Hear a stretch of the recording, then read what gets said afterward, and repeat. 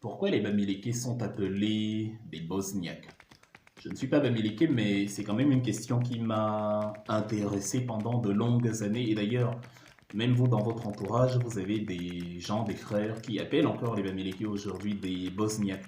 Et c'est intéressant de le savoir parce que dans ce qui est aujourd'hui l'Europe orientale, si vous voulez, en 1918, le royaume de Yougoslavie a envahi justement le territoire des Bosniaques et à partir de là, il a privé, c'est un peuple justement de ces régions, il leur a privé de tous les droits, des droits humains, d'une considération sociale, on leur a privé à peu près de tout ce peuple bosniaque là.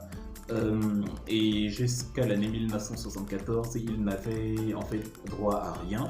Ils étaient le sujet de la haine de toutes les nations alentours parce que ces nations-là avaient cristallisé sur eux toute la rancœur qu'elles portaient contre l'Empire ottoman qui les avait occupés pendant plusieurs siècles. Donc le bouc émissaire justement était devenu ce peuple bosniaque qui était considéré comme une sous-race, une cohorte d'individus qui ne représentent rien et qui ont autant de valeur que de simples animaux.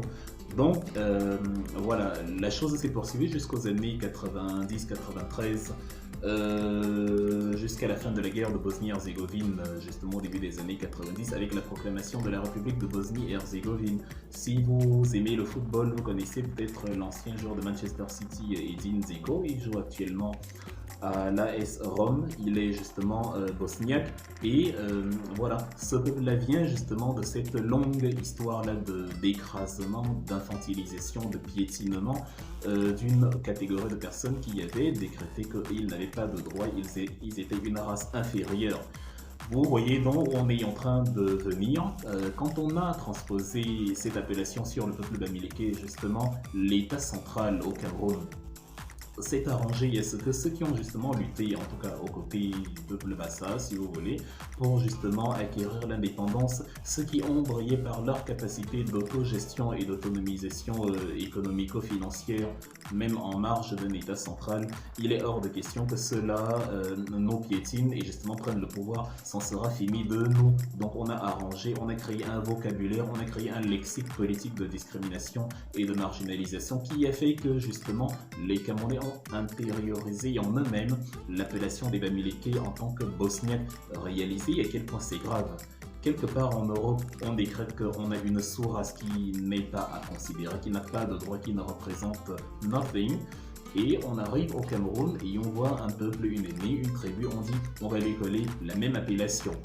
Je reconnais qu'au Cameroun, de toute façon, toutes les entités sont sujettes à discrimination. Vous avez, on va appeler les Ewondo les vendeurs de terrain, on va appeler les Etones les 5 minutes de folie, on va appeler les gens du nordiste des moutons, on va appeler les albinos d'Inguinguero, on va appeler les anglophones des Tok-Tok, mais les Bamilékés sont le peuple où on ne s'est pas arrangé à leur des qualifications liées à leur apparence physique ou à leur qualité intellectuelle ou bien non. On a englobé le tout en disant que eux-mêmes, dans leur essence, dans leur personne, c'est une race non humaine, c'est une catégorie de personnes en dessous des humains conventionnels. Et le lexique a été propagé jusque dans les années 2010-2020 avec ce que vous avez avant, pendant et après la campagne. On a pris au Nangimi pour parler des élotes Tontina, on a pris des humains, on a dit que ce sont des porcs, des porcs. C'est-à-dire quand on dit les sardinards, c'est en rapport avec le fait qu'au lieu de les convaincre sur un bilan politique, on leur donne du poisson à manger, en l'occurrence des sardines. Ça ne se discute pas, ça ne se débat pas. On n'a pas pris un truc à partir de rien ex nihilo qu'on leur a collé. Mais pour les Bamilékés, on dit, parce que justement ce sont des opérateurs économiques qui pratiquent de temps en temps l'élevage bovin, l'élevage porcin, on a dit bon, ce sont des porcs, ils sont sales, ce sont des porcs, c'est une race inférieure, ce sont des Bosniaques. On a pris donc au Nangini qui vous parle de zélotes, c'est-à-dire les rebelles, les brigands, les malfrats, les hors-la-loi qui veulent justement détruire l'État. Bon, c'est quand même ces zélotes-là qui ont permis plus ou moins les luttes d'indépendance, même si lors du cinquantenaire on célèbre Paul-Biya. On a pris Issouma Dongono qui vous a dit que Dieu lui-même, il allait jusque-là. Dieu lui-même a massacré un peuple pour se constituer un autre. Et le peuple à massacrer, ce sont les Bamilékés. On a pris le fusible Jean de Dieu Momon, ministre le plus de la République, pour aller justement sur le plateau d'Ibrahim Chérif dire que Hitler, on est dans la symbolique, hein, il y a Dieu qui détruit, il y a Hitler qui détruit, en fait, c'est ce qu'il faut faire en fait, détruire les amis, détruire ce peuple-là qui dérange, détruire les juifs camerounais. Donc Hitler s'est constitué, Hitler avait vu une tribu qui dérangeait beaucoup, c'est-à-dire les Bamileke, il a donc décidé qu'il faut les éradiquer et donc il faut que les juifs camerounais fassent attention, sinon on va les éradiquer aussi. Voilà ce que Momon dit sur le plateau d'Ibrahim Chérif. Donc on crée une construction sociologique perverse comme celle-là pour vous pousser à la haine d'une tribu particulière, alors que toutes les tribus du Cameroun sont dans la même misère orchestrée par le régime Biya, qui regroupe toutes les tribus d'ailleurs, alors que toutes les tribus justement sont justement dans cette misère-là. Du coup, on aboutit à la conclusion qu'en fait il n'y a que deux tribus. La tribu des malfrats, 100 fois 1000 lois qui sur le dos des contribuables va se payer des chambres à 40 000 francs à Genève, et la tribu des opprimés qui n'ont pas d'électricité, n'ont pas d'eau, n'ont pas de délestage. Vous allez au sud, les régions sont plus enclavées, même que dans certaines régions comme je sais pas, l'ouest ou le sud-ouest dont Biya n'est pas originaire. Donc les Camerounais devraient ou auraient dû plutôt être intelligents et se rendre compte que c'est une construction politico-sociale parce qu'il y a une entité qui est d'essence